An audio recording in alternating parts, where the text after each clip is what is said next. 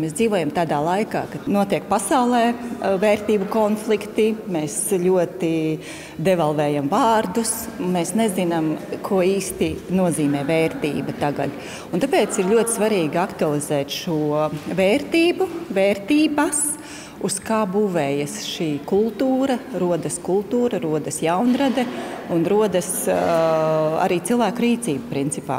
Šādu pārliecību pauž Haralda Medņa dziesmu svētku skolas vadītāja Santa Jaujaniece, pēc kuras iniciatīvas tapis 3 dienu simpozijas vērtību zīmes, ikvienu aicinot pārdomāt vērtību nozīmi savā dzīvē un sabiedrībā. Lai mēs ieraudzītu ne tikai to gala rezultātu, kas ir māksla, literatūra, mūzika, bet arī aizdomātos, no kurienes tas viss rodas, tas pamats. Un šī būs mums iespēja paskatīties uz šīm vērtībām un šo jaunradi. Tāds veids, kā mēs paši varam uzzināt kaut ko vairāk, nostiprināt sevi un savā ikdienā saprast, kas ir tās mūsu vērtības, uz kurām mēs balstamies, kāpēc mēs dzīvojam, kāpēc mēs vispār kaut ko daram.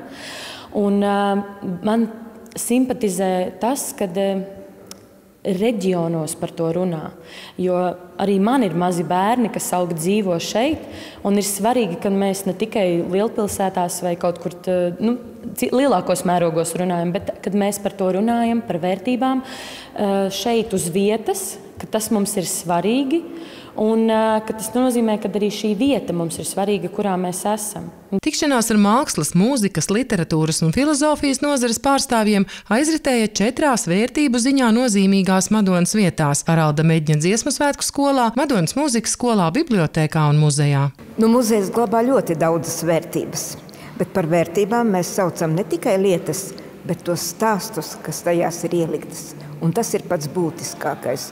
Un tāpēc arī šis simpozijas nevelti dziesmu svētku skolas organizēts, muzeja, mūzikas skolas, bibliotekas, jo visi tie mēs esam šo vērtību nesēji tālāk tautā. Un par tām mums ir jārūpējas.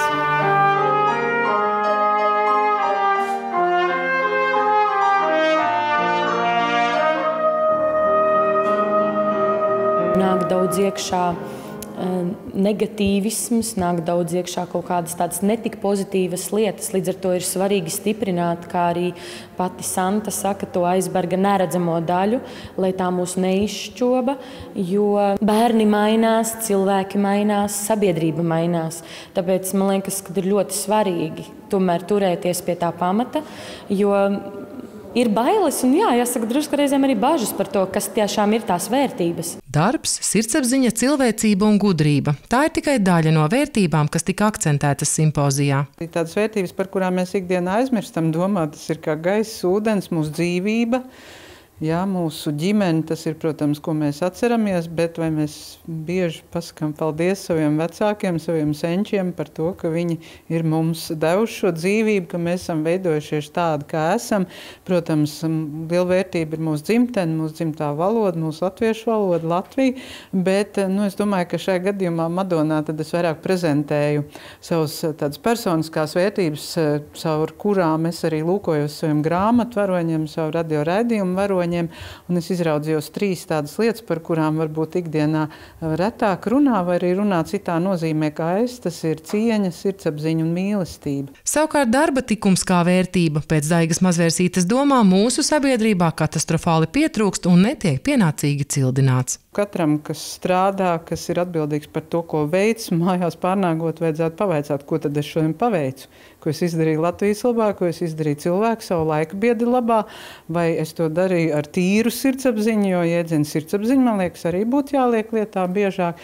Tāpat kā jēdziens cieņa. Mēs cienīsim viens otru, tad es domāju, ka Latvija plauks un zels, protams, un ja vēl mīlēsim viens otru, būsim mīļāki, sirsnīgāki ikdienā saskarsmē.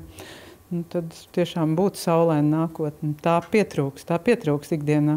Tādēļ, kā uzsver simpozija iniciatori, ir laiks aizdomāties par vērtībām, jo tas ir mūsu cilvēcības mērs, kas šodienas Latvijā un sašķeltajā pasaulē ir ārkārtīgi svarīgs. Sandra Zariņa, Indra Skrieviņš, RTV.